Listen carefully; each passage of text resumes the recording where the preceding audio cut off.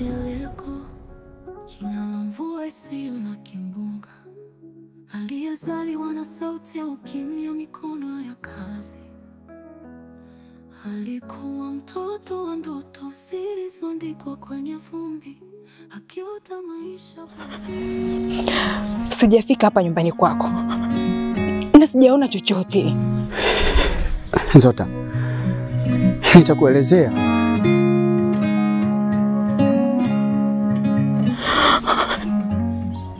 Nitakuambia mchumba wangu. Majereko, sikujui na sijawahi kukujua na sitaki kujua chochote. Ni mapito nisiyoyachagua, yalinibadilisha, yakanivunja vipande,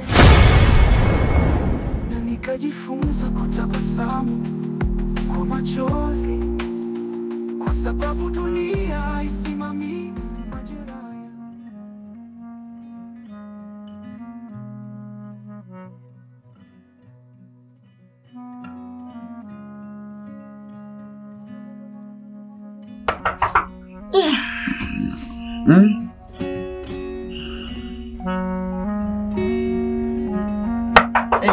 Yes.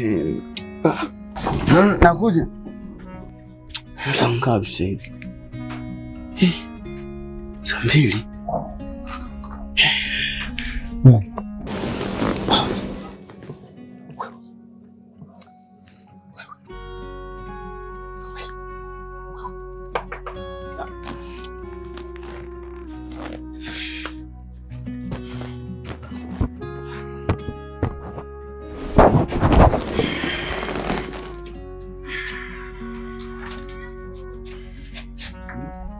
Baba yako vipi, mbona lala sana?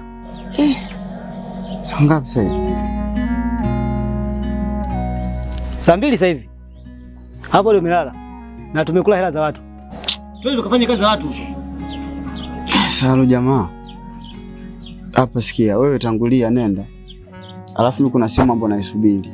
Ile simu nikishapigiwa mimi nakukuta kule. Sasa mimi nitaenda fanya kazi yangu. Wewe kwako utaikuta. Jamaa nagwe. Mimi naenda nachukua tu mzigo kule na ulete hapa, alafu nakufuata kule. Na maana mimi sichelewi. Basi fresh wahi. Sawa. Poa, mimi naenda. Sawa. Utanikuta huko. Basi sawa, hamna shida. Poa. Poa.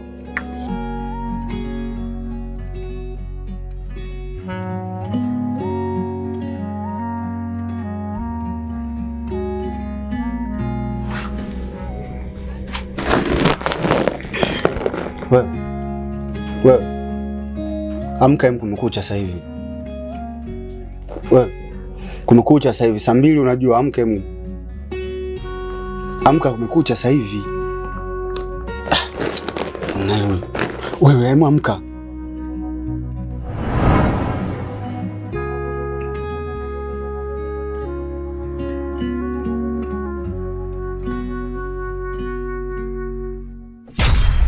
Nimejaribu kutafuta sana. Usiku nimetafuta, asubuhi nimejaribu kujulisha ndugu na jamaa na marafiki wa karibu, lakini mpaka sasa hivi sijapata jibu lolote. Nikaona sio vyema nikae nalo mwenyewe. Bwana nileta hapa kwenye serikali ya kijiji. Nijue nitasaidiwa vipi. Kwa sababu unajua serikali nayo ina nguvu yake. Kwa hiyo ni hivyo, nilipotelewa na mke wangu. Hilo ndo tatizo langu kubwa. Pole kwanza, pole kwa sababu mambo haya kidogo yanachanganya. Labda nifahamu nini kimetokea mpaka kupelekea hilo jambo. Sisi hatujagombana. Hatujagombana kabisa. Hakuna ugomvi. Hakuna lolote baya lilotokea ndani ya familia yangu. Yaani ni hali tu iliyotokea mpaka simuoni mwenzangu na bila kujua tatizo ni nini. Kwa kweli inanisikitisha na sijui mpaka sasa hivi. Wewe shughuli zako ni nini? Mimi ni mkulima tu. Ndio. Kwa hiyo ametoroka, umesema usiku. Ametoroka usiku. Wewe ukiwa uko wapi? Nilikuwepo.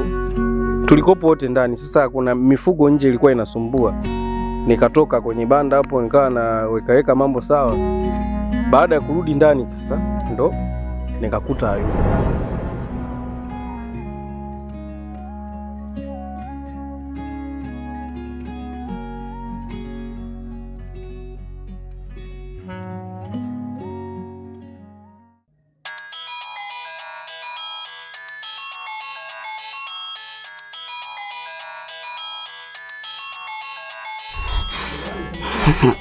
Halo. Boss. Mbona mimi nagombana na wewe kila siku swala kupatikana? Na?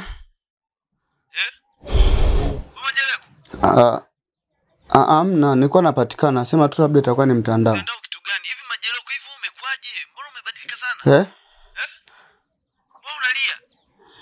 Amna, silii. Hauli wakati unalia. Sasa sikia, huo mzigo tayari umeshafika. Mzigo ushafika. Tukukapokee. Sasa natakuwa uwai hapo kabla huyo mtu hajapitiliza. Basi sawa, naufuata bosi. Hapo sasa ukija ukapitiza utaniharibia kazi. Sawa, amna, sichelewi kama siku ile, nitafuata uwai. Basi sawa, sasa hivi sasa. Sawa. Sasa hivi.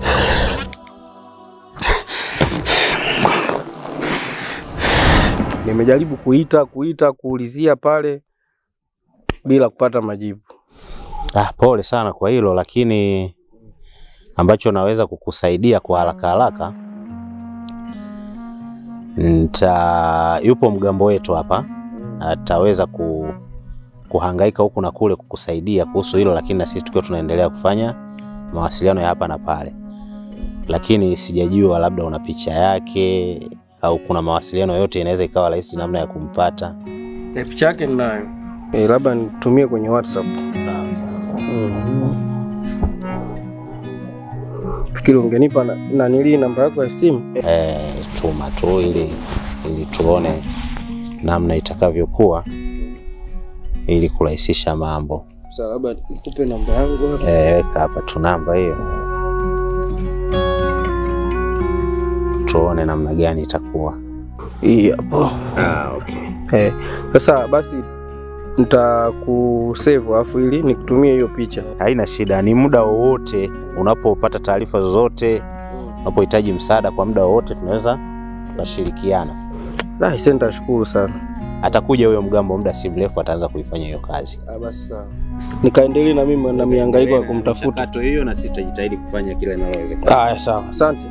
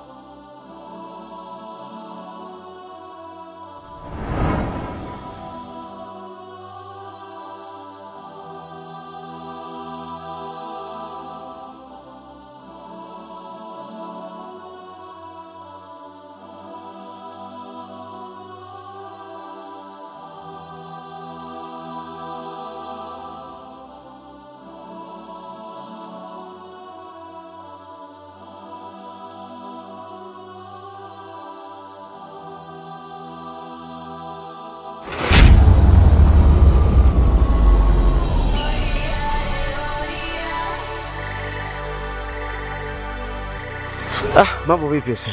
Poa, naambia basi. Safi, uko poa? Niko poa. Bwana samani. Kuna mtu anamuulizia. Anaitwa nani? Ni jina maarufu, ni mama Alex. Si kama unamfahamu. Mama Alex. Mama Alex. Mama Alex labda kwa jina jingine naweza nikamfahamu. Ni hilo tu mama Alex. Okay, basi poa. Ngoja mimi nikuoneshe picha yake. Nadhani unaweza ukawa. Pia hapo una huyu humfahamu huyu sura, hebu iangalie vizuri. Hamna. Hii sura hii? Hebu niangalie vizuri. Sije kuiona blaza. Kweli? Hebu. Sije kuiona sasa. Basi poa. Kwanza hapa nina wiki. Kwenye kichi kijiji nina wiki. Labda ujaribu kuwauliza mablaza. Jaribu kumuuliza blaza anaweza kumfahamu maana mimi.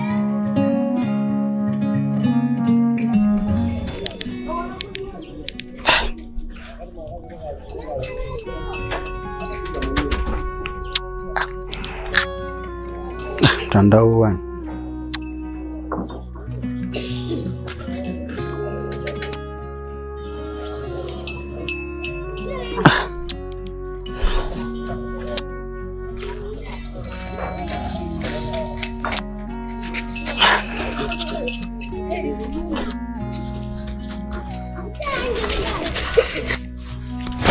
Mshikaji wangu, samahani sana kwa kustua, lakini tambua mimi hapa siko sawa kwa muda huu. Kiukweli yani nina maumivu sana. Mke wangu bwana kapotea mazingira ambayo ya kutatanisha, na mtafuta sana. Sijui kama unamfahamu ndugu yangu na unaweza ukanielekeza, sijui umemwona wapi. Anaitwa Mama Alex. Alex? Pia kuna picha yake hii hapa. Ndani sijui unaweza ukawa unamfahamu huyu mtu wangu. Niambie popote ulipomwona, niambie tu. Hii picha hii.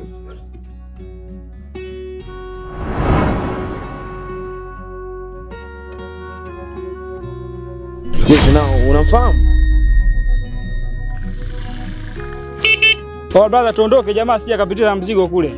Oa, mshika mwana. Mbona hunipi majibu? Unamfahamu? Oa, jamaa wewe. Vipi unamfahamu?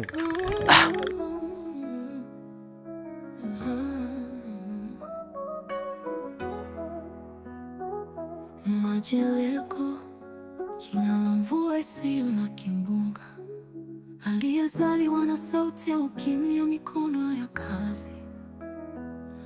Alikuwa mtoto wa ndoto zilizoandikwa kwenye vumbi, akiota maisha bora wakati maisha yenyewe ni vita.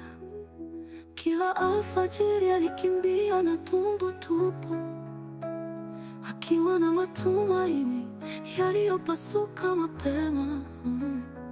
Alikuwa bila baba, bila msaada, na tajiri alipomwona alimpa ahadi na minyororo. Majeleko, jina lenye machozi, aliyeishi dunia bila msaada, bila sauti. Kila hatua yake ilibeba uzito wa dhuluma. Aliitwa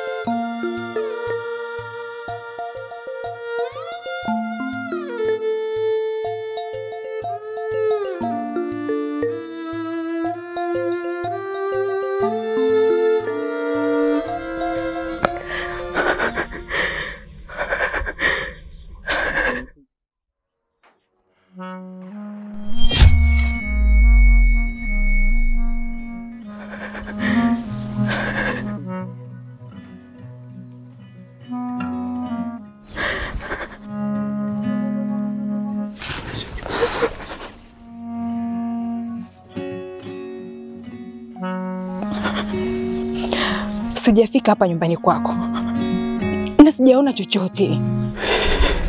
Nzota, nitakuelezea.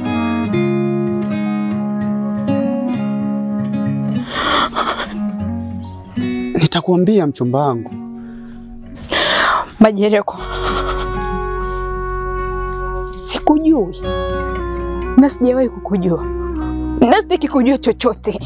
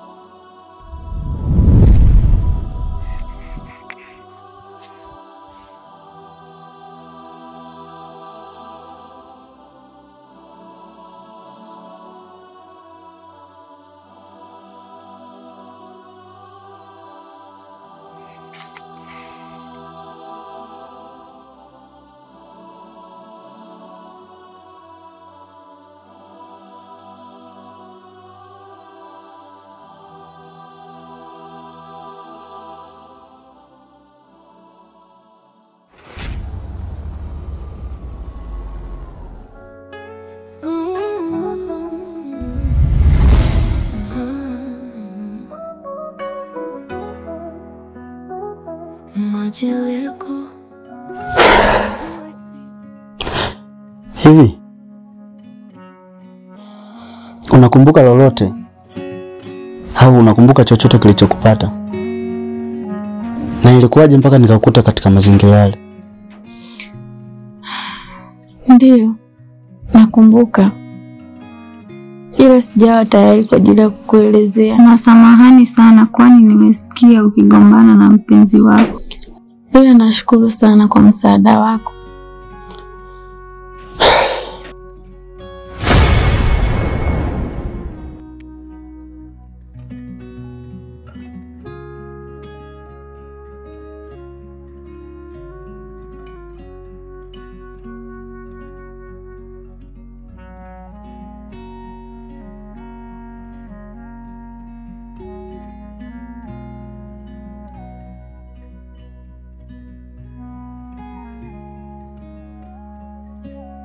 Shika. Marhaba. Samahani dada, mimi nina tatizo. Bana, mke wangu amepotea katika mazingira ya kutatanisha. Umeona? Sasa hapa nina picha fulani hivi ipo kwenye simu. Unaweza ukanisaidia kumwangalia, unaweza ukawa unamfahamu labda, au huyu hapa. Sijui unaweza ukamfahamu.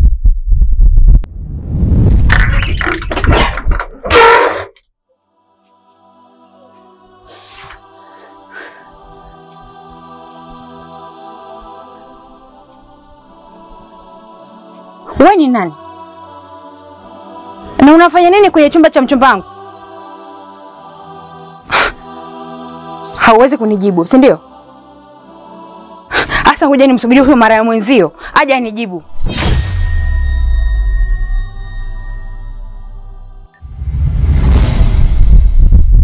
Huyu mdada simjui, lakini najua alipo. Ndio, najua alipo. Unajua alipo kabisa? Nilikotoka huyu ndio nimemwacha huyo mdada. Sawa. Kuna mtu anataka niwasiliane naye hapa kidogo.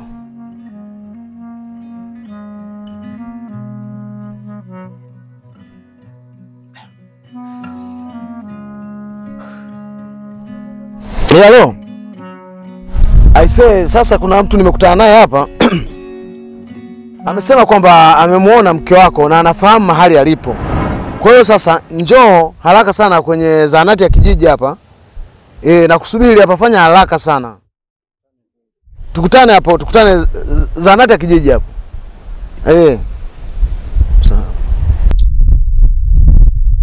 Samani kaka. Bila samani. Umeniambia kwamba ni mke wako. Mbona unaongea na simu unasema kwamba sio mke wako, ni mke wa mtu mwingine? Usijali. Unajua ni nini? Yule ni shemeji yangu. Unaona Ni shemeji yangu. Au usijali juu ya hilo. Sio shemeji tena, ni kama mke wangu tu. Usijali juu ya hilo. Usijali juu ya hilo. Okay, sawa. Basi tuende tukaenda. Sasa twende hapo zahanati ya kijiji. Tukamsubiri huyo jamaa aje hapo mara moja. Tumsubiri mara moja hapo ili tuweze kwenda naye.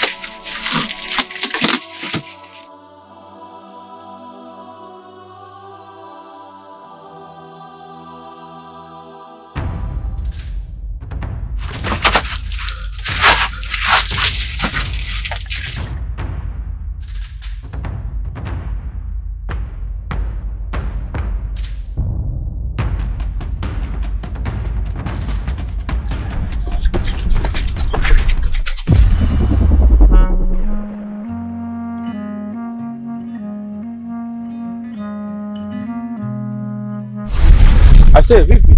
Safi. Kwema? Wewe mkashafi. Vipi? Ase safi. Shikamoo. Marhaba, kwema? Vipi? Twendeni basi. Twende.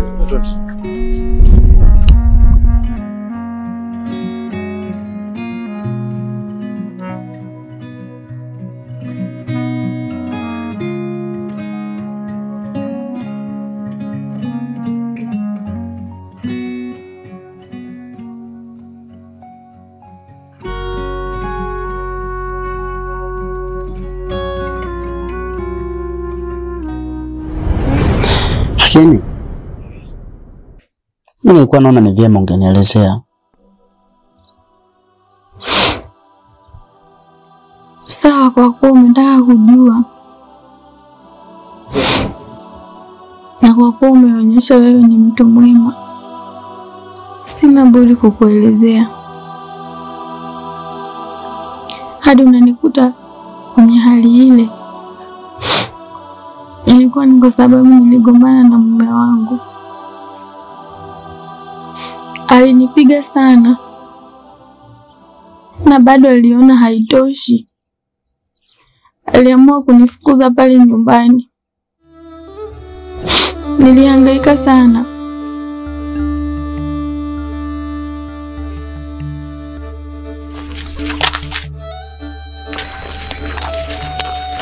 Ni hapo hivi. Hadi ule muda unanikuta kwenye hali ile.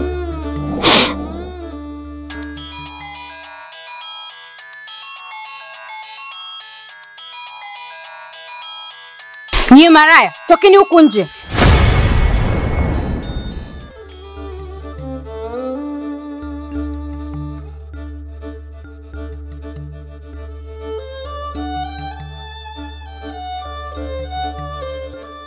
Zote.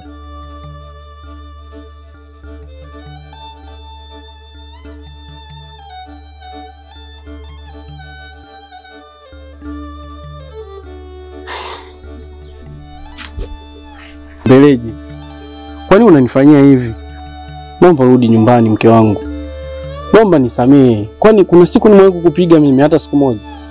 Nimewahi kukutukana? Ule ni ibilisi tu alinipitia mke wangu.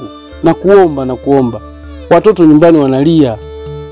Rudi nyumbani mke wangu. Angalia nimeenda mpaka kwa mwenyekiti. Kijiji chote kinajua kwamba mimi na yeye tumegombana. Tunajifezeesha, si tushakuwa watu wazima mke wangu. Na kuomba nisamehe. Rudi nyumbani tafadhali. Kumbuka watoto wako nyumbani kule unavyokuwa unaondoka. Kweli nimekukosea mimi, lakini naomba nisamehe. Mimi ndo mwenye makosa.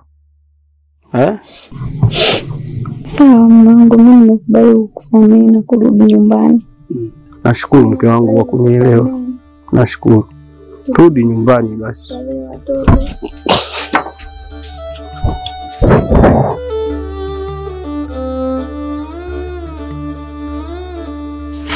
Ndugu yangu nakushukuru.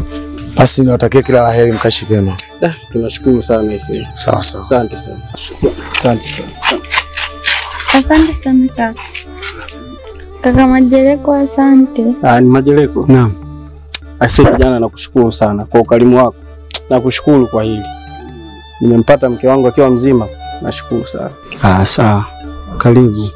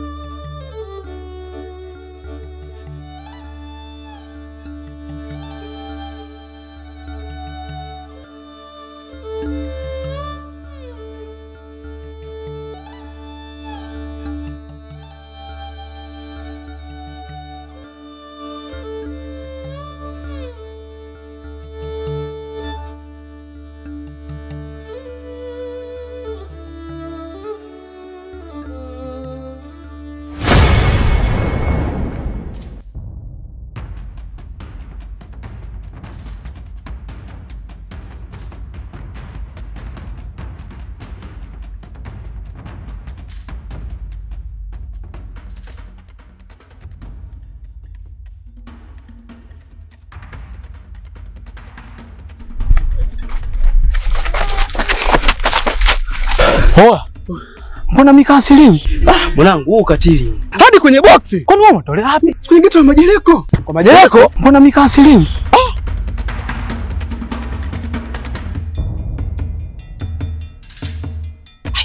Wanangu sawa.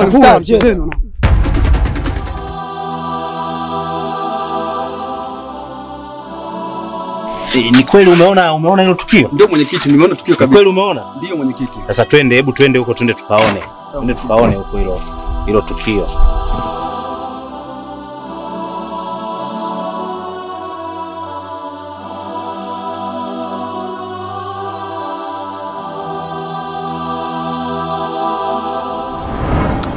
Sasa wewe hivi jana umevumiliaje kulala bila mimi? Kwani vipi? Sio natakaje? Yaani sasa umevumiliaje kulala bila mimi? Kati ushazoea kila siku tunalala wote. Haikukuia vigumu? Ndio hivyo imetokea. Afu Buje. Wewe unakuwa una nanili wewe. Kuwa na mipaka basi. Mbereje, sikiza nikwambie. Hivi unavyofanya haya majirani watatuchukuliaje na kati unajua kijiji chote kinajua mimi na wewe ni mke na mume. Sasa ndio unishike hivyo.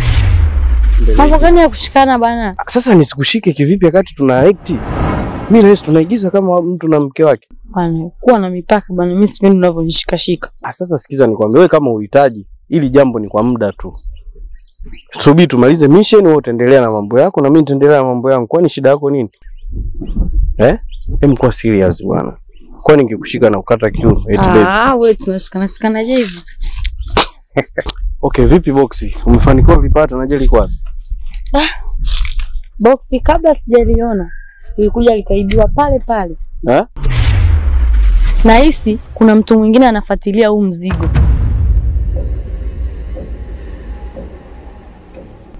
Na unajua nini? Huyu kijana ni mbwa tu. Ina maana kunaye mwenye mbwa.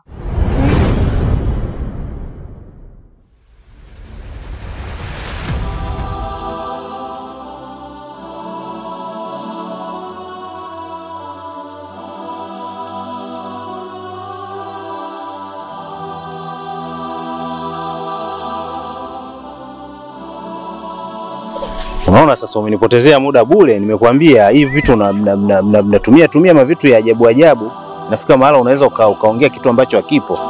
Sasa hatujaona kitu kule. Ni kweli mwenyekiti wangu. Mimi nishiko na haja ndogo, nikasema ngoja nikajisaidie katika pagari ile pale. Nimefika pale na kutana na boksi. Kufungua ile boksi tunachokiona ni cha ajabu sana, ukatili mkubwa sana. Sasa hatujakuta kitu.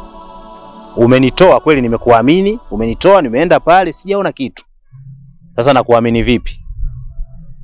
Nakuamini vipi kwa jambo hilo? Wewe sio unaonekana unatumia mihadarati ya siku hizi. Hapana mwenyekiti wangu. Unatumia makuka ama nini? Maana unaonekana tu hata unavyozungumza haupo sawa. Hapana mwenyekiti wangu. Unaweza ukaniambia nini? Maana hatujaona kitu pale. Ukajichomeka kwa mfano kama ukienda polisi sasa kwa design hiyo. Utakuwa umeshatafuta tatizo. Ni kweli mwenyekiti wangu, la samahani sana. Nitakuamini vipi? Nisamehe. Basi umenipotezea muda, mimi ngoja nikuache.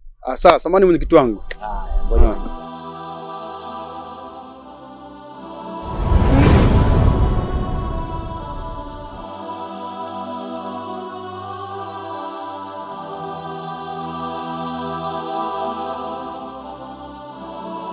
Baba, wageni wamekuwa wengi sana kwenye kijiji chako.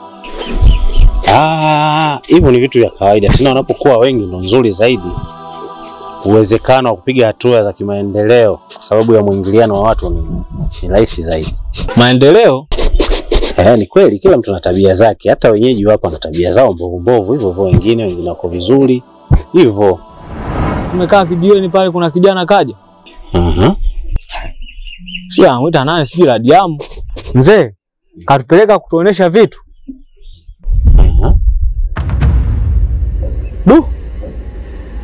Hatari. Umeviona kwa macho yako? Ni kweli mzee, niliviona kwa macho. Nafika mahali unaweza ukaongea kitu ambacho hakipo. Sasa hatujaona kitu kule. Ni kweli mwenyekiti wangu. Mimi nishiko na haja ndogo, nikasema ngoja nikajisaidie katika pagari ile pale. Nimefika pale na kutana na boksi. Kufungua ile boksi tunachokiona ni cha ajabu sana, ukatili mkubwa sana.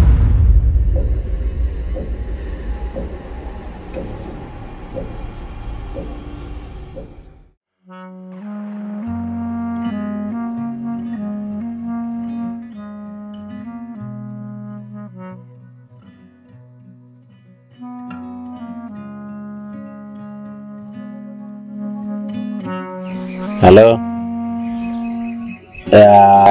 Ulimpata yule mwanamke aliyokuwa amepotea yule.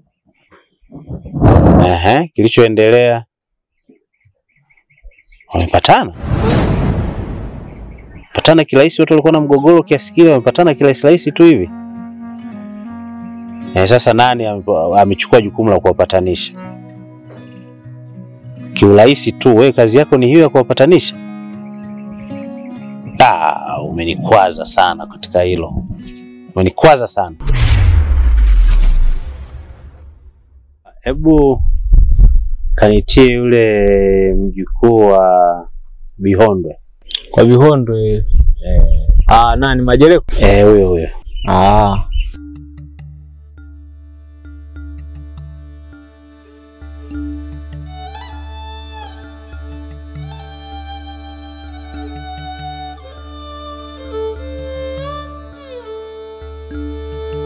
Shikamoo mwenyekiti. Wewe ndo nilikuwa nawasubiri wewe, mzinzi mkubwa wewe. Viboko 30, adhabu kali na kuhusu.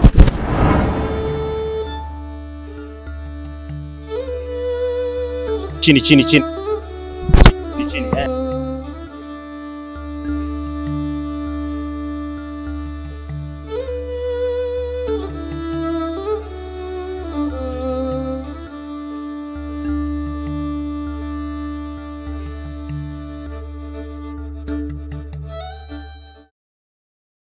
Wewe unanipa machungu sana. Wewe kijana ulikuwa uko vizuri. Ulikuwa kiunganishi kabisa na vijana wa mjini.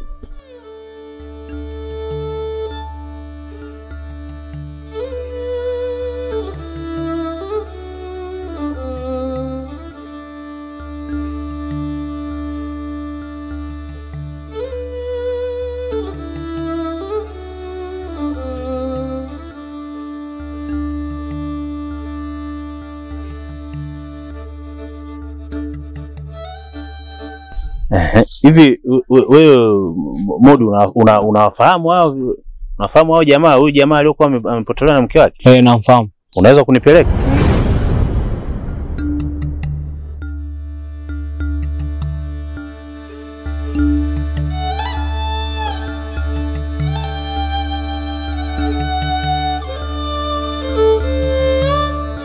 Majereko, unaenda wapi asubuhi? Ningekuwa na mvua inanyesha. Zota, wewe mpaka sasa hivi bado umelala. Na isitoshe umelala hapa nyumbani kwangu. Haya, na sisi bado tu ni wachumba. Je, huko nyumbani kwenu utaenda kuambia nini? Lakini mchumba wangu, haya mambo mengine naongeleka. Mimi nilichokuwa nakizingatia ni kusana mzigo wako. Sawa, haya. Nikiendelea kuwepo, huo mzigo ndio utapatikana. Yaani Zota, toka umekuja umeanza kuleta matatizo, ni matatizo tu. Majereko mpenzi wangu,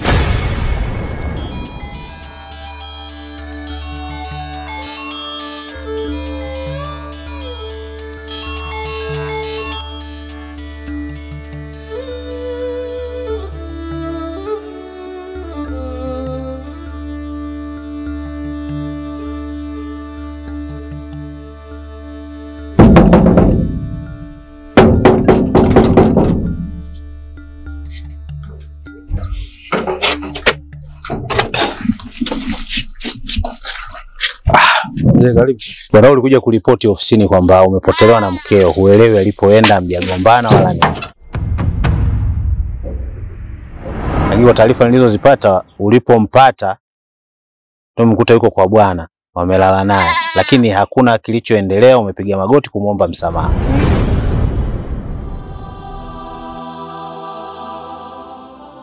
Lakini mbali na hivyo ukuja kuleta mrejesho kwamba umempata. Sasa kulikoni? Hivi kazi zako ni zipi kabisa wewe? Make sielewi kati ya wewe na huyo mkeo. Mara si baba Franki, baba Isaac, sielewi kinachoendelea. Kuna ajenda gani hapa iliyojificha? Ase ni kweli nilienda pale na mgambo, nilimuona mke wangu tukaongea naye, mambo yakaisha. Kwa sidhani kama kuna jambo lingine la maana, kwa sababu mimi tulishaongea naye, mambo yakaisha, tukasameana, tukarudi nyumbani. Kwa hilo tunaomba samahani, kwa sababu tulitegemea mgambo atakuja kueleza, kwa sababu ulitukabidhi yeye yule mgambo. Mrejesho aliotoa ndio huo kwamba amempigia magoti na nini, na wewe ulikuja kusema hujafanya jambo lolote la ajabu. Kwa tena wewe ndio unakuwa mpiga magoti. Kuna ukweli kiasi gani hapo kwenye jambo hili? Kuna kitu gani kimejificha nyuma ya pazia? Kwani usiwe muwazi? Jamani, jambo hili sasa likaishia ofisini. Ndio mambo yataendelea kushia huko. Kwa hiyo twendeni. Wewe twende. Mjate bana.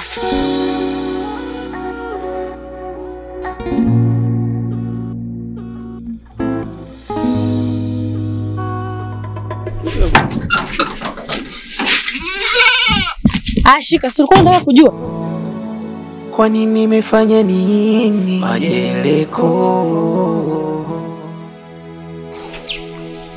Kuwa makini siku nyingine. Asa ndo nini? Unataka nifanyaje? Unataka niendelee kusukuma, si ndio? Asa kitu kidogo tumeambiwa twende ofisini, tayari ushatoa na vitambulisho kujitambulisha wewe nani? Aisee mheshimiwa. Ndio. Nadhani kama ulivyoona hivi ndivyo hali halisi ilivyo. Ndio. Kwa hiyo tulikuwa tunaomba utusamehe kwa sababu tumeingia kweli katika kijiji chenu bila kujitambulisha, kwa sababu ni moja kati ya kazi yetu. Katika ufanyaji wetu wa kazi hatutaki kufika sehemu tukajulikana sisi ni kina nani, kwa sababu tumekuja kwa ajili ya upelelezi. Tumepata habari hapa kijijini kwenu kuna uhalifu mwingi sana unaendelea. Umeona? Kwa hiyo sisi tumekuja kwa ajili ya upelelezi. Na katika yule kijana ambao tumemkuta mke wangu mimi pamoja na mgambo wako, huyu alienda kulala kule kwa ajili tu ya upelelezi. Sio kwamba alikuwa amepotea kweli, hapana. Ila alienda kulala kule kwa ajili ya mission. Lakini kuna kitu tumegundua, yule kijana yuko peke yake. Yule ni kama mbwa tu, ila yupo mwenye mbwa ambao sisi ndo tunadili naye kumtafuta. Umeona hiyo kitu? Kwa hiyo tulikuwa tunaomba tuwe radhi kwa hayo kwa sababu hatukutaarifu na ukujua. Kwa hiyo tuwe pamoja. Na kwa sasa tunahitaji ushirikiano wako wa karibu sana. Kwa nini kila siku mimi majeleko?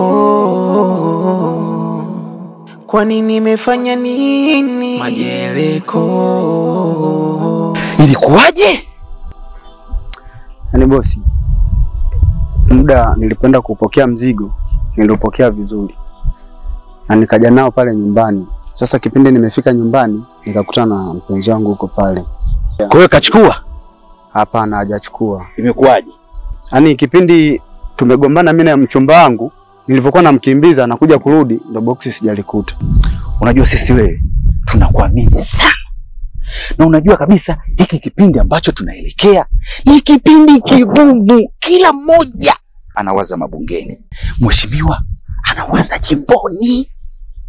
Sasa tamuliza nini sasa? Nini sasa nifanye? Sikia. Iwe mvua, iwe jua, mchana, usiku, tafuta boksi lionekane. Msimu mbaya huu. Mwezi wa 10 hapa watu tunabidi tuelekee nani? Tarehe 28 mwezi wa 6. Bunge linaainishwa. Kunabidi turudi. Tunarudije kaka? Tumefanya kazi kwa muda mrefu sana. Sana. Kwa nini? Jitahidi. La sivyo umechezea maslahi ya mheshimiwa. Hatakubali kukuacha hivi. Hakubali kukuacha salama. Hata ningekuwa mimi nisingekubali. Sasa kabla hatujaanza na wewe, familia yako na ukoo wako, hakikisha boksi linapatikana. Nitajitahidi, ila naomba uiache familia yangu. Nitakupigia simu. Changanywa, sijui pepo gani lani sakama, kila siku nazibeba lawama, napiga goti chini mbele mawe lana, Mola naomba shusha zako rehema. Nimechoka kila siku mina lalama, naogopa kukufuru bado na hema. Sawa, sabuni ya roho pesa, wenye nazo ndo na tesa. Vipi mwanangu Majeleko? Safi vipi? Fresh vipi? Safi vipi? Fresh vipi hapa? Kwa mjini hapa? Mwanangu mbona sielewi unaishi nao biashara nao gani? Unamaanisha nini? Hamna, unajua sababu watu wa mjini hao mwanangu kuja kijijini tena huko. Inakuwa tena ile vipi? Una kitu chao umechukua? Hamna, mimi sasa sinikutana nao tu, nimewakuta hapo ndo wakawa wananisalimia tu, tunaongea pale, wananiuliza baadhi ya mambo basi. Basi hichi kijiji basi ndio hivyo mwanangu. Mimi mwenyewe hapa nataka niondoke mwanangu. Nataka nikajichimbie mjini kwa shangazi. Hapo unaenda mjini? Hii safari moja mjini hiyo kwa shangazi. Bwana jichimbie huko chimbo nitafute kazi. Hapa kijijini cheche. Alafu unajua mwanangu, usimwambie mtu, unajua kijijini tena hapo. Mambo yataweza kaa mengi tena huko mjini tena tunapoenda. Basi sawa, hamna shida, mimi ngoja. Basi sawa. Ngoja. Niwahi mwanangu. Sawa.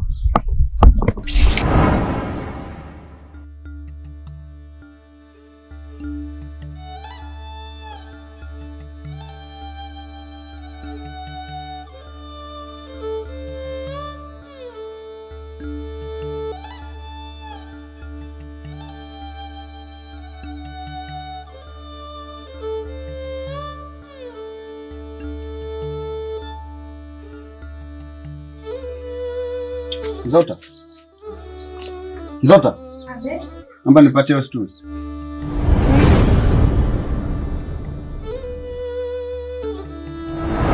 Sawa, zile nishakamilisha kila kitu. Kuhusu dogo.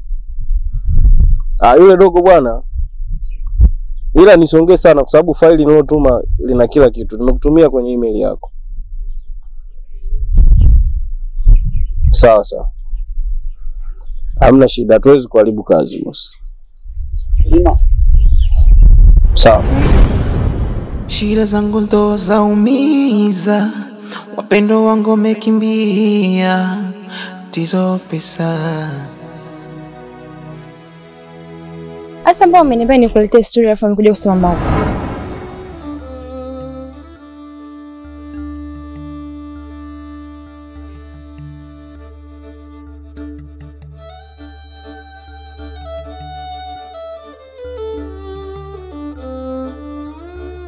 Zoko tukako.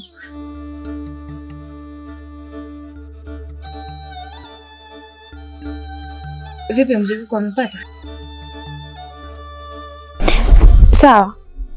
Mimi nipo ndani najiandaa ili niweze kwenda nyumbani.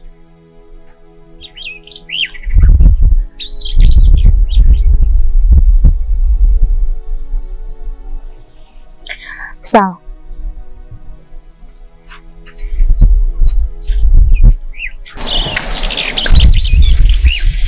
Alafu rafiki yako wewe alikuwa amekuja hapa. Alirudisha toroli lako. Na pia akasema kwamba una siku 3 ulienda kazini. Na sijui una shida gani. Hema. Haujui nina shida gani? Yaani unamaanisha haufahamu tatizo nililonalo mimi, si ndio? Haujui shida nililonao mimi? Wewe ukiingia tu utaikuta. Sawa. Zile document. Zile sijaziambatanisha, lakini nafikiri by saa moja hivi naweza ngakutumia. Sawa sawa. Sawa.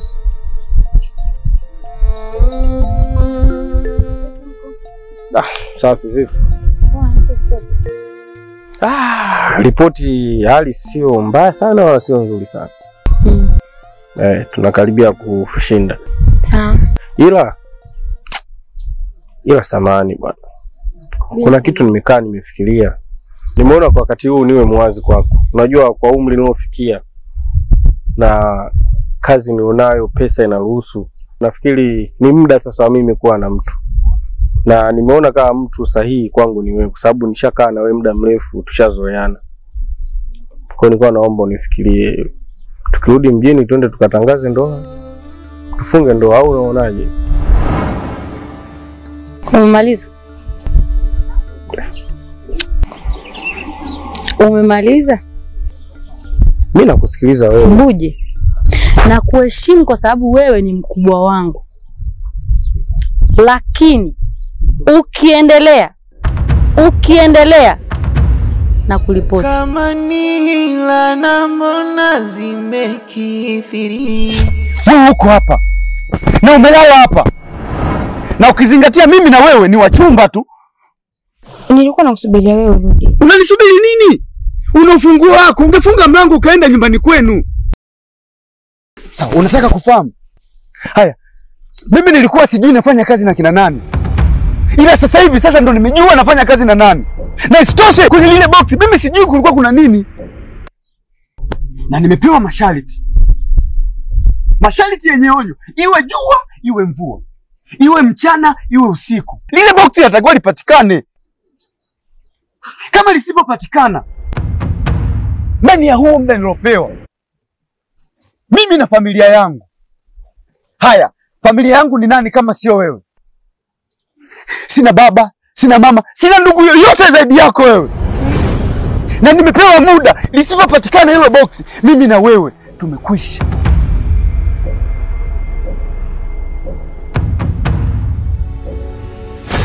kila kona nikipita majeleko.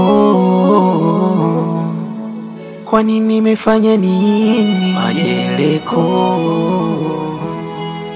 Kwa nini kila siku mimi majeleko? Unajua sisi wewe tunakuamini sana, na unajua kabisa hiki kipindi ambacho tunaelekea ni kipindi kigumu. Kila mmoja anawaza mabungeni, mheshimiwa anawaza jimboni.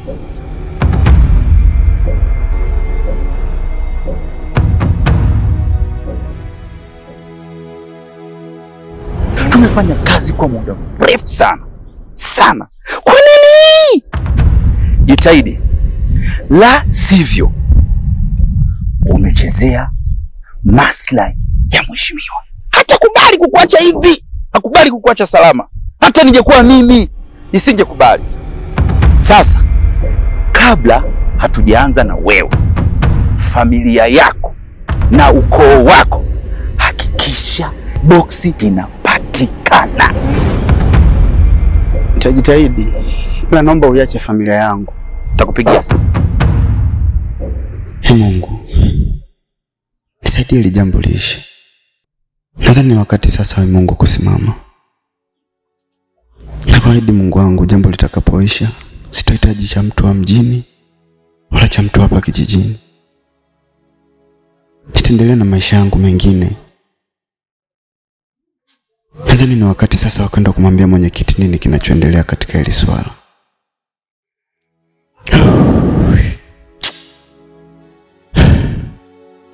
Dunia hii sitamani, kila kona nikipita majeleko. Kwani nimefanya nini majeleko? Kwa nini kila siku mimi majeleko? Kwani nimefanya nini majeleko?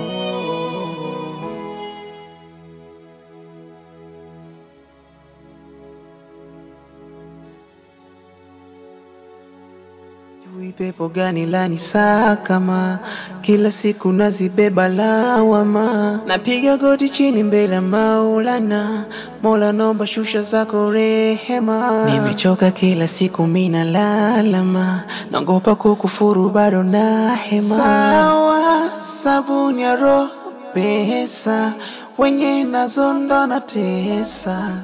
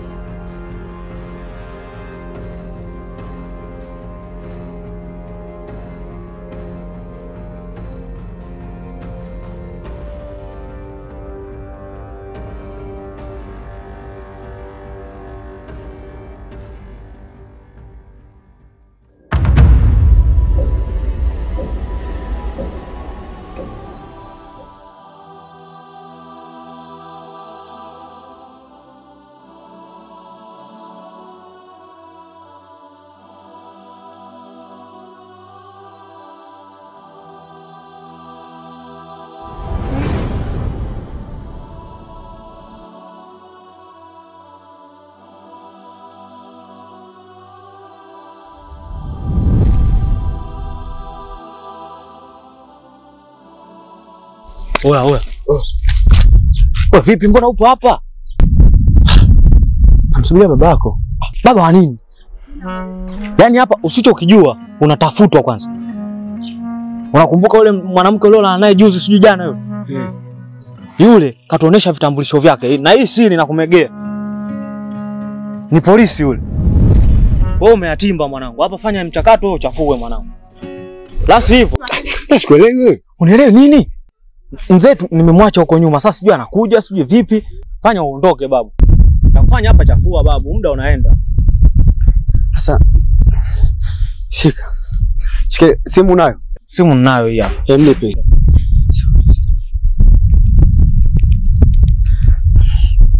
Umeona hii namba hii? Nzota yule Nzota si unamfahamu? Yule anampata. Yule mwanamke wangu. Nampata vizuri. Sasa sikia, hii hela kampe. Kampe hii hela na hii namba nenda kamwambia hivi. Akifika mjini aipigie hii namba. Yaani yeye akimbie sasa hivi. Yaani hii hela ndo nauli yake, umesikia? Naomba nisaidie kwa hilo, sawa? Chapo ondoka, mzee akija hapa inakuwa jao.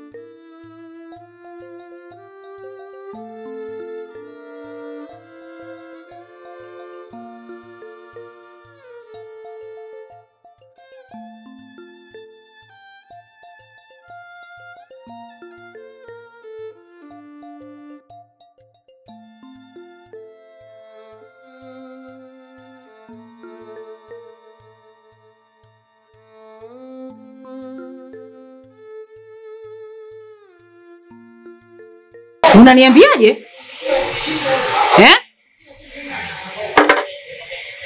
Au unataka nifanyaje?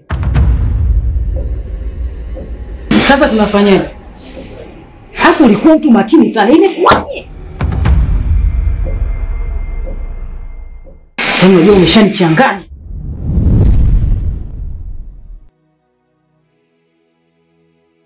Sasa tunafanyaje? Je, ule ushahidi umepoteza?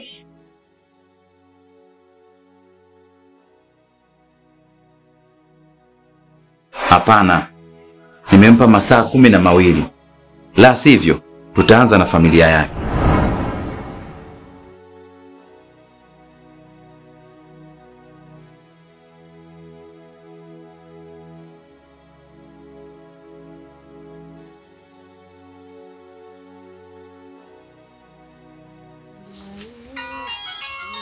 Jamani.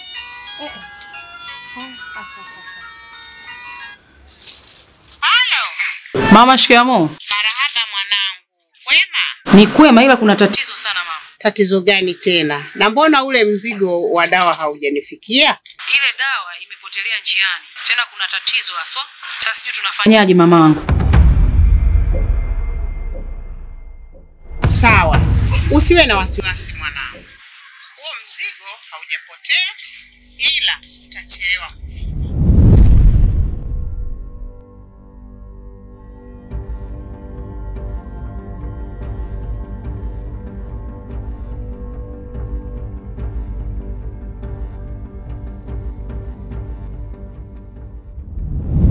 Lakini ni lazima ufike. Hapa ndio kwa Mahui mwenyewe.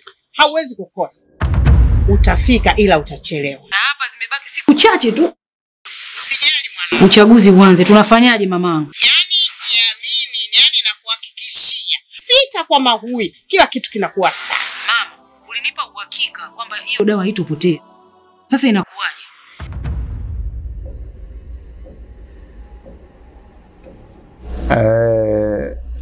Nilipofikia kidogo naona ni pazuri.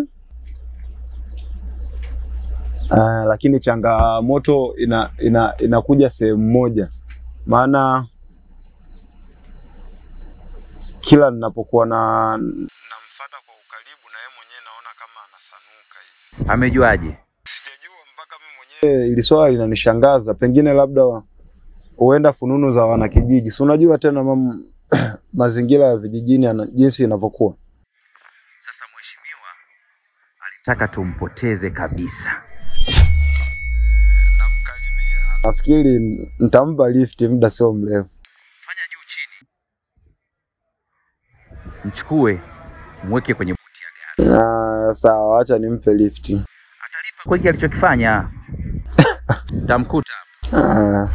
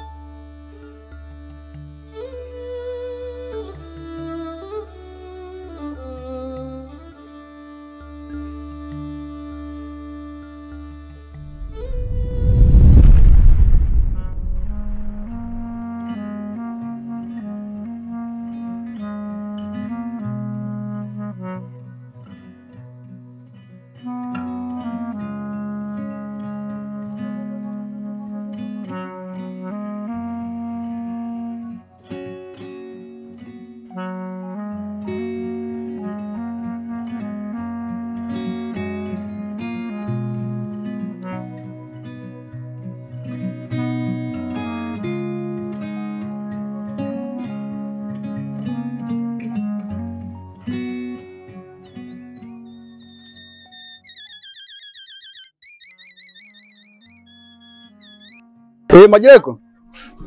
Vipi ushafika? Mbona nishafika? Ushafika. Mbona chapu? Ndo naelekea hapa nyumbani kwa shangazi. Mbona chapu tu hapa? Unajua tena? Sasa ndugu yangu, yani huku kijijini pashakuwa majanga ndugu yangu.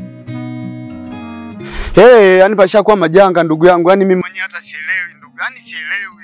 Yani mwanangu mimi mwenyewe hata sielewi hizo biashara yani. Hadi Nzota yule mpenzi wangu, Nzota mchumba wangu yule. Yeye nimempa nini? Nimempa nauli.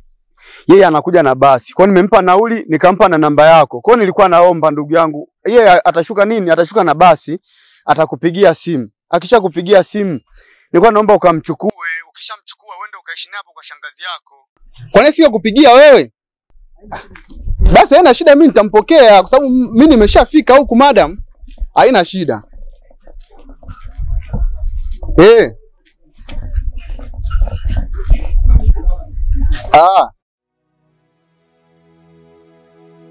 Sawa. Mimi ndo naelekea huku napo Nadhani muda si mrefu nitakuwa nimeshafika hapo.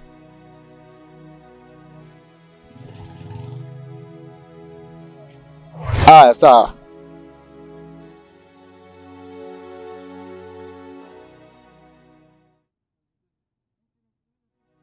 Basi haina shida, mimi nitampokea tu. Wewe mwambie sio nitaaje tu. Mwambie sio taaje, mimi nitampokea, haina shida. Wewe chapu. Kama nila na mbona zimekithiri, dunia hii sitamani. Halo? Kwani nimefanya nini? Majeleko. Kwa nini kila siku mimi? Majeleko. Kwani nimefanya nini? Majeleko.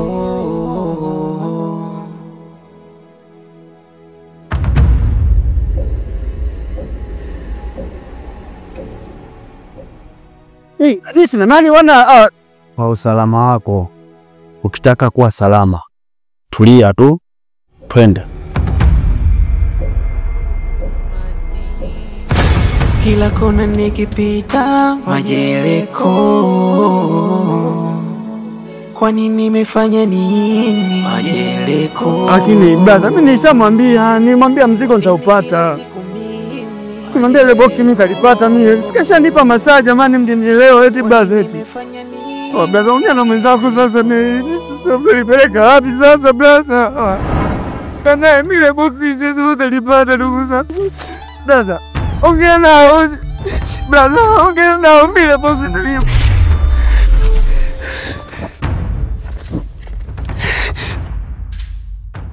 Brother, ongea nao.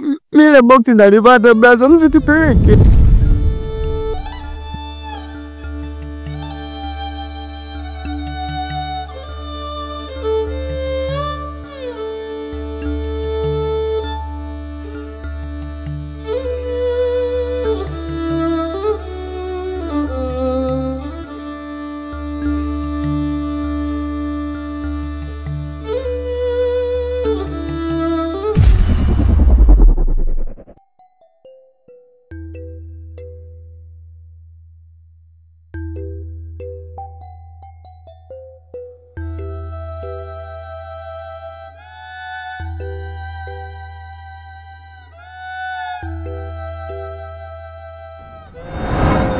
Samahani madam, sisi kama jeshi la polisi tumepokea kesi yako na tunaifanyia kazi, na naamini mpaka mkuu kunikabidhi kesi ni kwa sababu kaona na mimi pia na watoto na ninaweza nikavaa uchungu uliokuwa na wewe. Mimi pia na uchungu kama wako.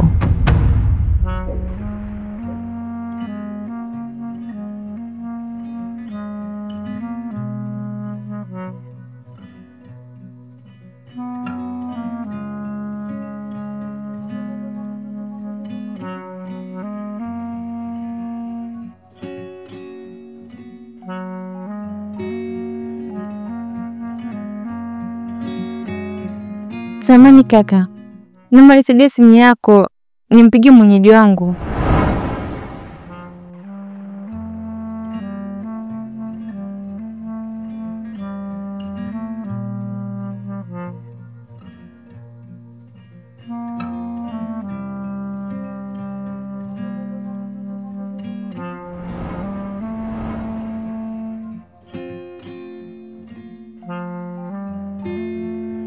Namba unaipigia haipatikani kwa sasa.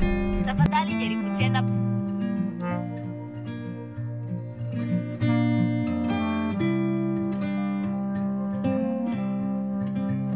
Namba unaipigia Kama jeshi la polisi ilivyonituma. Kwa hiyo nakuomba tu kikubwa usipoteze matumaini, usipoteze imani yako. Najua unaweza kuwa unateseka au kutokana na matukio unayoona kwenye TV, unayosikiliza kwenye redio, unakuwa unaumia. Lakini mimi kama mzazi mwenzio, mimi kama mwanamke mwenzio, na kuahidi mwanao atapatikana. Na nakuomba usinipe siku nyingi, niseme nikuombe labda wiki au mwezi. Naomba unipe siku 3 tu. I promise mwanao atakuwa amerudi. Hapana. Mwanangu amemua tayari kwa tamaa zao, au kisa urubina wake umemponza.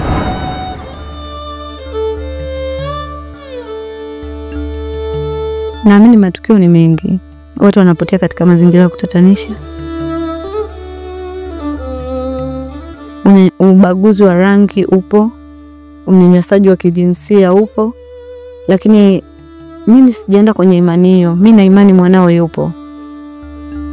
Alafu ina depend na kitu gani ulimfanyia ukiwa naye hapa nyumbani. Huenda ametoka shule, kuna vitu kamfokea, akaamua kukimbilia kwa rafiki yake. Maybe kwa maelezo leo nipatia, mtoto wako huenda amekimbilia kwa babake, kwa sababu umeniambia babake yuko mkoani na wewe uko hapa. Kwa watu hawezi kujua. Ila nakuahidi tu mimi nitalifanyia kazi na naamini mwanao yupo na nitamleta. Naomba hizo siku 3 nizifanyie kazi. Kwa hiyo najua kwa sasa uko overstressed. Kwa hiyo naomba nikuache upumzike na mimi niendelee na mambo mengine.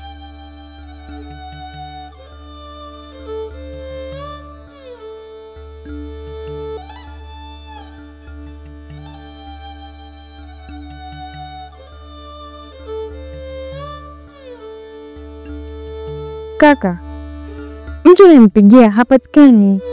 Kama hapatikani, twende hata kwangu, haina shida. Akikupigia utaenda.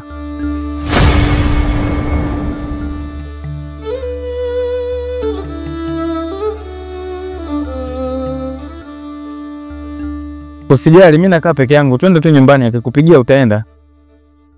Akishapatikana nitakupeleka mimi mwenyewe kwake. Wala haina shida.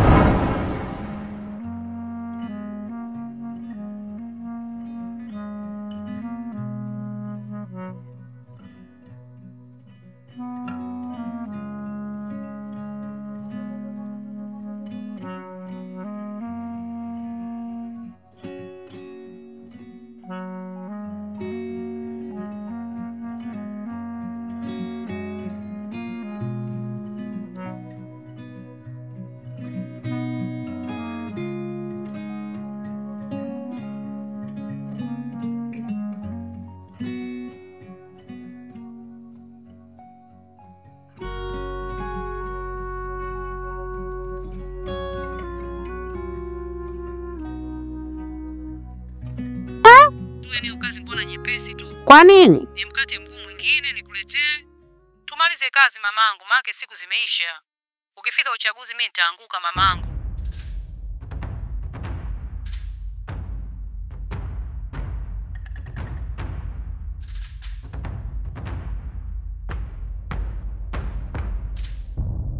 Mimi naomba tu yani hiyo kazi mbona nyepesi tu. Yaani ukate mguu tena mwingine mwanangu inakwaje? Ni mkate mguu mwingine nikuletee. Aha, ila uwe makini. Naomba uwe makini mwanangu.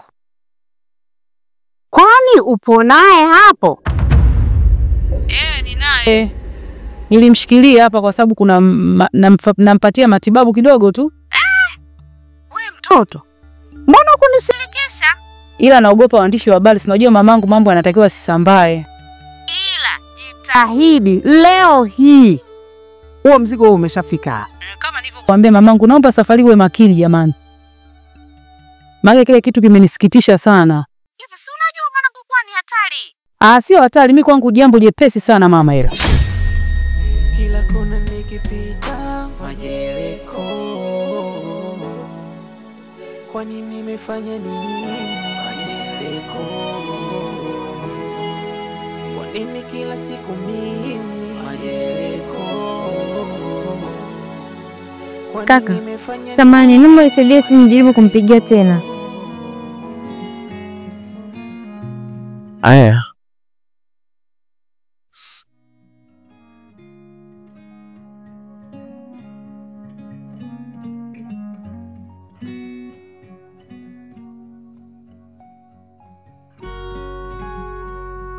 Namba unayopigia haipatikani kwa sasa. Na rafiki yangu nimefika pale, nimepigwa mtama, nimepolwa kila kitu yani.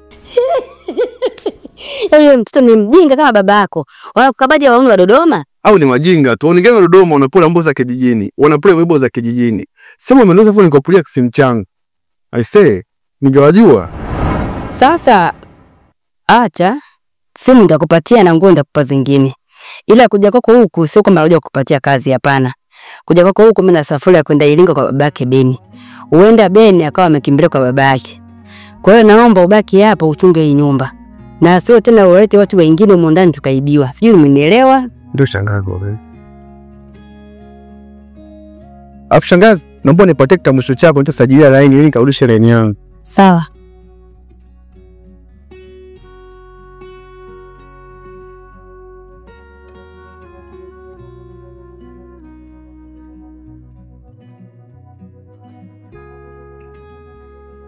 Namba unayopigia haipatikani kwa sasa. Tafadhali jaribu tena baadaye. Wewe sio una wasiwasi gani? Tungeenda tukapumzika alafu akipatikana mimi nitakupeleka. Ilikuwa ni kwa wema tu, lakini kama unanihofia sawa, hamna shida.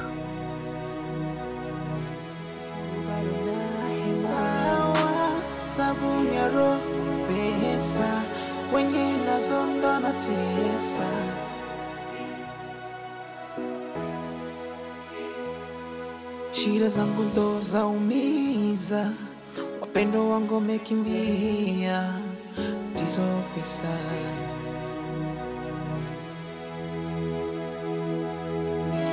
Zangu dhambi zimezidi, adhabu sasa zinanikabili.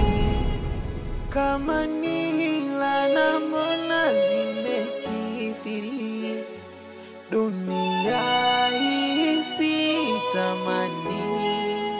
Kila kona nikipita Vipi, Samburu umechelewa? Sikia. Inasemekana ni siku ya 3 leo. Yule kijana ameondoka hapa kijijini. Fine, sasa sikia. Kuna ujumbe nimepokea makao makuu. Makao makuu wamenitumia ujumbe kwamba tunatakiwa leo hii tufike mjini. Hata hivyo, inabidi tuombe likizo, tupumzike.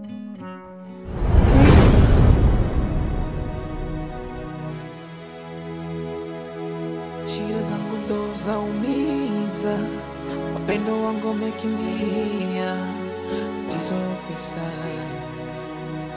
bado natafuta pesa. Pengine zangu dhambi zimezidi, adhabu sasa zinanikabili, kama nila na mbona zimekithiri, dunia hii sitamani, kila kona nikipita majeleko, kwani nimefanya nini majeleko, nini kila siku nini majeleko, kwani nimefanya nini majeleko.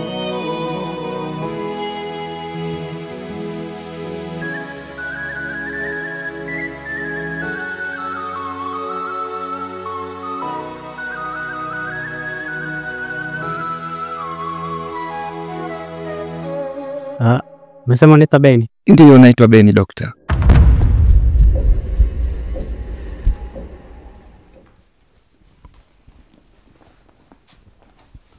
Simu hii hapa. Tambulisho hiki hapa. Hakikisha unaliguu line. Mimi ndio naondoka saa hizi. Asante, una safari njema.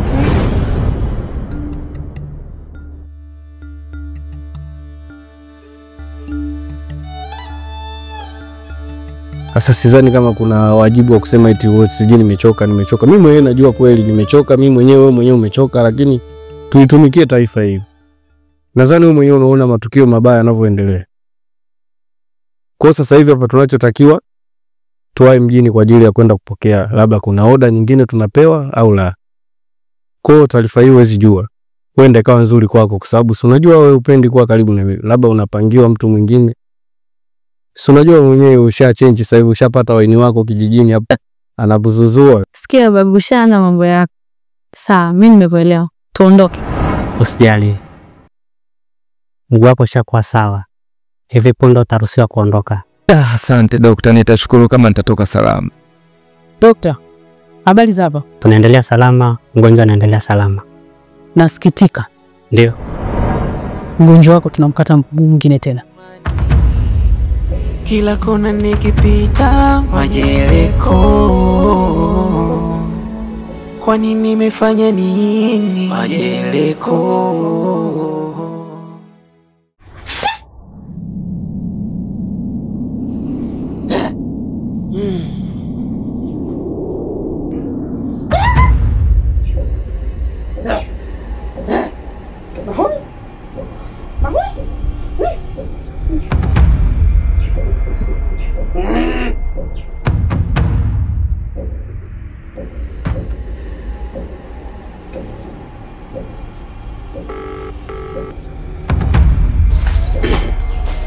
Mheshimiwa. Ndiyo.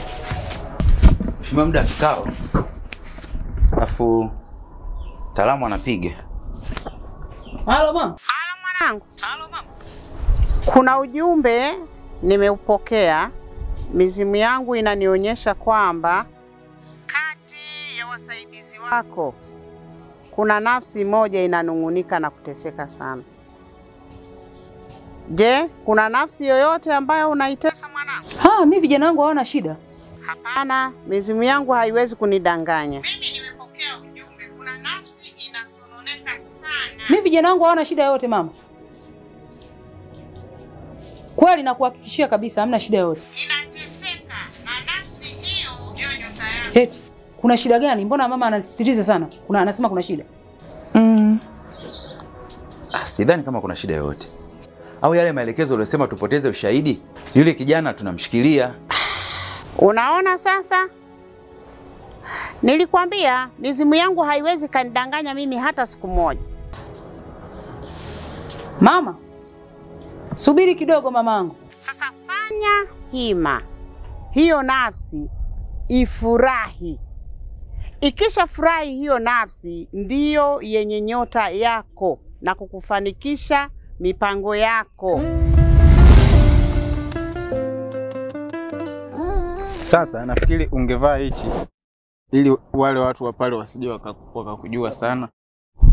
Maana wale watu wa pale ni wambea sana. Majeleko. Sijui uvae na hichi kabisa.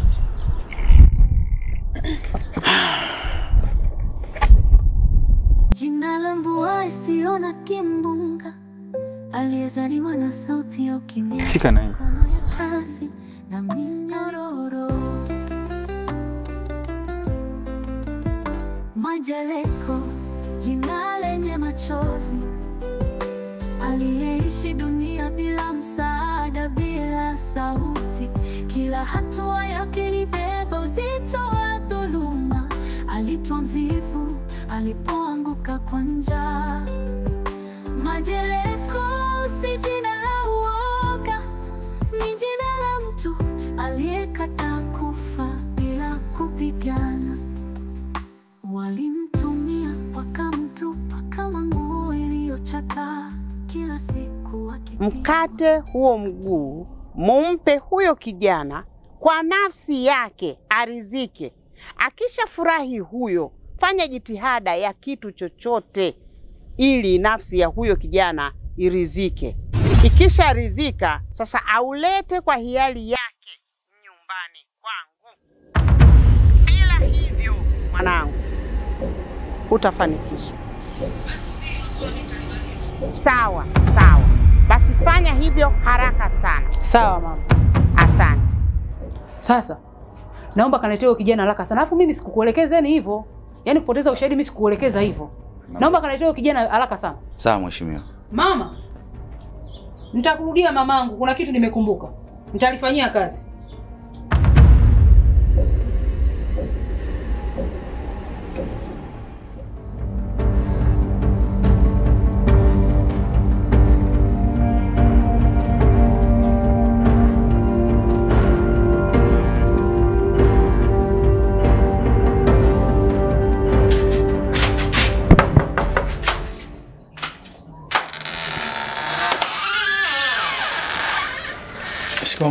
Sina haja na shikamoo yako. Hivi kwa nini unataka kusikia kila siku nakwambia kwenye nyumba yangu sitaki mambo ya kuingiza wanawake? Hiyo tabia kwa nini uache? Kila siku wewe kuibadilisha wanawake. Hivi hapa nimepigiwa simu na mpangaji mwenzako hapa. Ameniambia umeingiza tena mwanamke mwingine. Kwa nini unataka kubadilika? Sawa, najua umepigiwa simu kuhusiana na mwanamke aliingia ndani. Lakini huyu mwanamke aliyeko huko ndani ni mke wangu, nimetoka kuoa kijijini. Majeleko, jina la mbua isiona kimbunga, aliyezaliwa na sauti ya ukimya, mikono ya kazi. Alikuwa mtoto wa ndoto zilizoandikwa kwenye vumbi, akiota maisha bora wakati maisha yenyewe ni vita. Kila fajiri alikimbia na tumbo tupu. Mheshimiwa anakuhitaji. Matumaini yaliyo. Nifuate. Lakini bosi, alikuwa bila baba, bila msaada. mbona yale masaa ulonipa nitafute boksi? Masaa bado hajafika. Alafu Matu aje nikamate. Twende kwa mheshimiwa. Aliishi akitumaini ya kesho nzuri, lakini kesho haijawahi kumtambua. Sio malaya tena kama unavyofikiria. Na hata wao wamekupigia simu kwa sababu tu hawakujua mimi nilitoka kuoa. I say, hongera kama badilika na kama umeenda kuoa kijijini, hongera sana. Na nitashukuru sana maana nyumba yangu itakuwa na utulivu. Mungu akusaidie kule utulie. Ila anachokuomba sasa, ndani ya siku 3 naomba unilipe kodi yangu maana umeshakuwa msumbufu sana. Na kuhusu swala la kodi, haina shida, ukirudi tu takupa. Haina shida. Sawa, mimi naenda.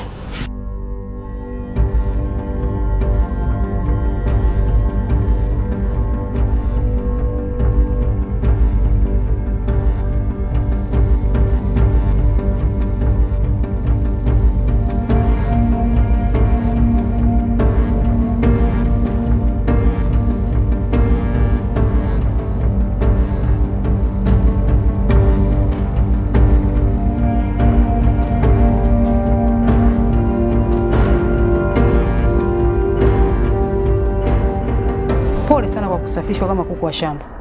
Pole mwanangu. Futa machozi yako. Futa machozi yako kwanza. Asante sana mbunge. Usijali.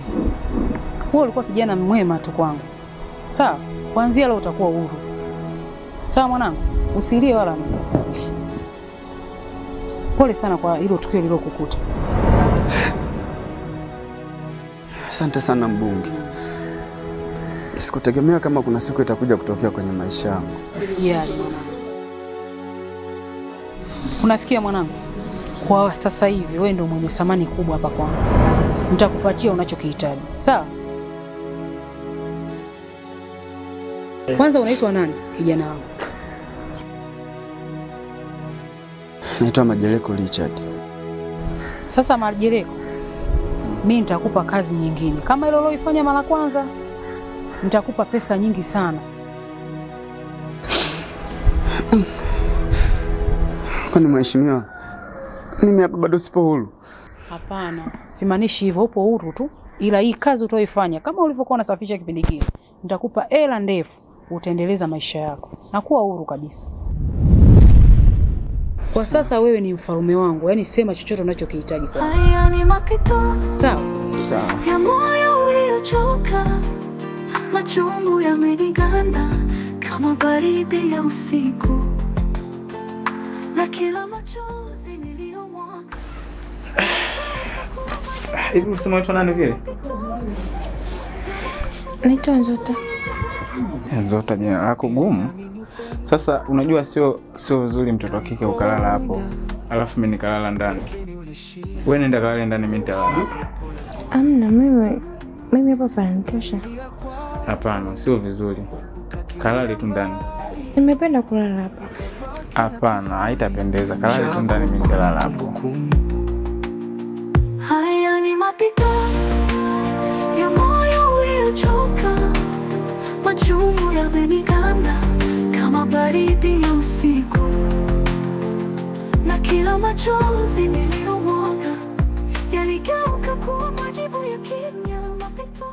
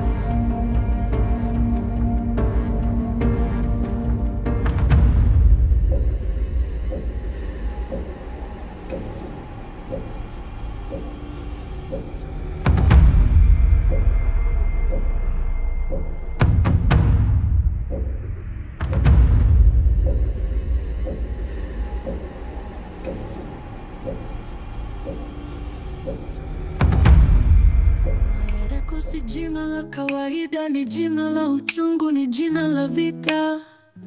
Kila siku najibeba kama shujaa, ingawa moyoni nimevunjika vipande vya mia.